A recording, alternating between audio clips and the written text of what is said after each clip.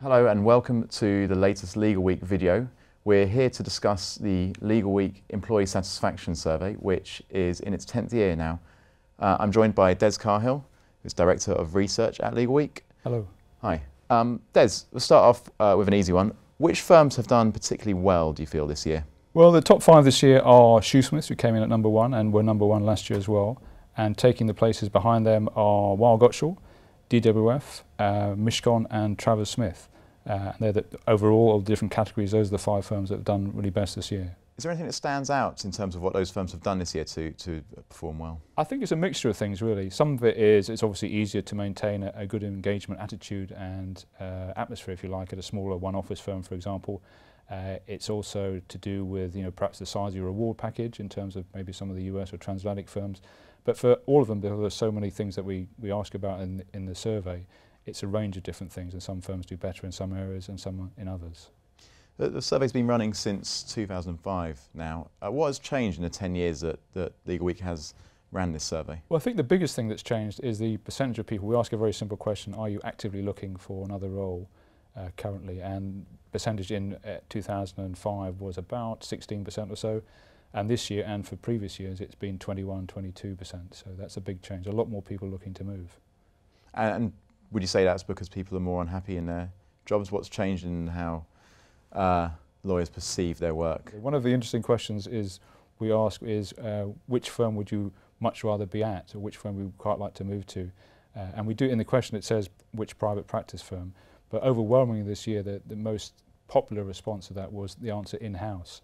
So a lot of people aren't really even considering moving to another private practice firm, and there's an element which runs through the survey about not disenchantment with the current firm they're working at, but if they were to move, it wouldn't be any different than the other law firms, so they'd rather leave the profession altogether.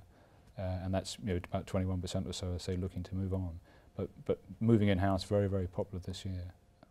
What factors are more important to lawyers in terms of their happiness at work compared to 10 years ago? Well, some of the things have remained the same, but what's changed, I think, in the last year or so is that, for example, satisfaction with your salary or your award package has had a little bit of a bump up. It used to be very difficult to get a high satisfaction score from your lawyers on things like salary and bonus scheme in particular. But this year has seen sort of a reasonable increase in satisfaction generally on those 2 issues in particular. The survey was conducted not long after many firms announced relatively large salary rises for the first time in several years. Do you think that's had an impact on the results? I do. It obviously has a feel-good attitude if you've just had a pay rise and you're just about to fill in what is quite a lengthy survey about satisfaction and engagement.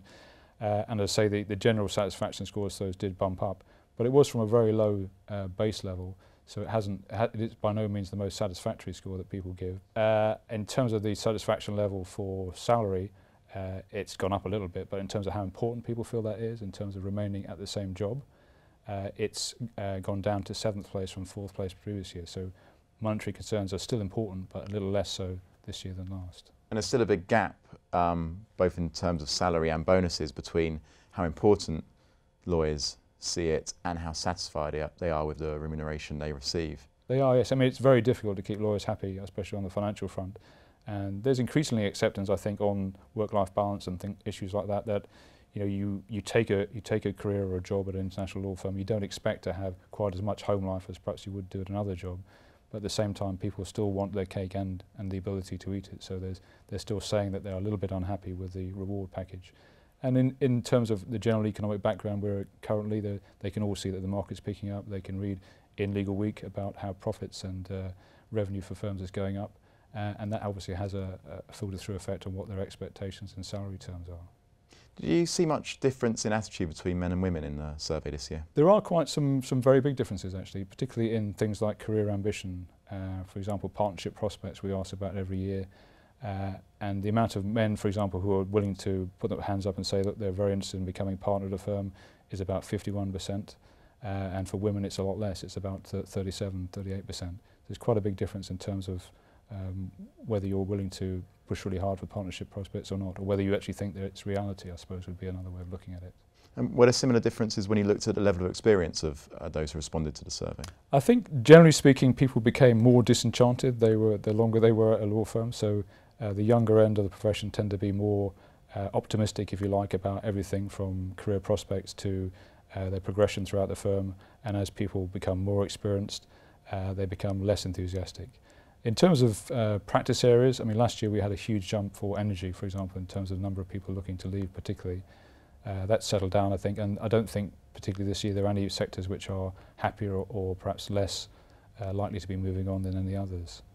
Looking at the results in the round, are there any lessons that you think law firms could take from this? I think a perennial lesson is that in terms of internal communication, if you get the internal communication strategy right at a law firm, it means you can communicate effectively to people inside about all of their prospects in terms of career progression, let them know where the firm's going, about the strategy of the firm, what they're doing in terms of expansion, let them know about lateral hiring, all of the things which can impact on people's general levels of engagement and optimism about the future.